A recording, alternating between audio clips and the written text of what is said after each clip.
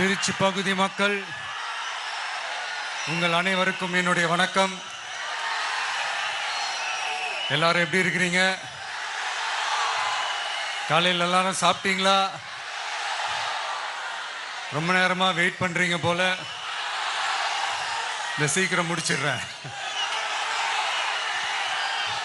Case பிரச்சனையெல்லாம் எப்படி இருக்கு?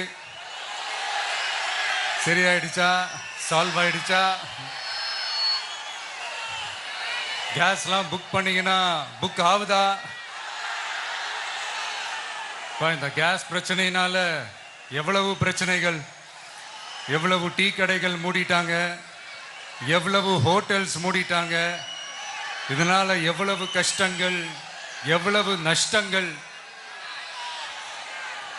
அவங்களாச்சும் கொஞ்சம் உஷாரா இருந்திருந்தாங்கன்னா இந்த கேஸ் தட்டுப்பாடை கொஞ்சம் கண்ட்ரோல் பண்ணியிருக்கலாம்.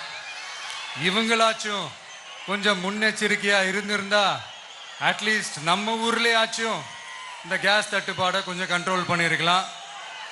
இவங்க 2 பேரும் தான் இதுக்கு காரணம்.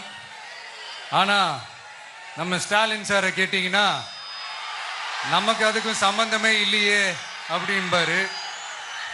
ஆனா அவரு வீட்டில் ஏதாவது ஒரு ரைடுனா, அவரு வீட்டில் ஏதாவது ஒரு பிரச்சனைனா டெல்லிக்கு பறந்து போயிட்டு வருவாரு. இந்த கேஸ் சிலிண்டர் பிரச்சனைக்கு கொஞ்சம் டெல்லிக்கு பறந்து போயிட்டு வரலாம்ல, கொஞ்சம் பிரயோஜனமா வச்சு இருக்கும்ல. கேஸ் சிலிண்டருக்கு மானியமா 100 ரூபாய் தருவேன்னு சொன்னீங்களே, என்ன ஆச்சு?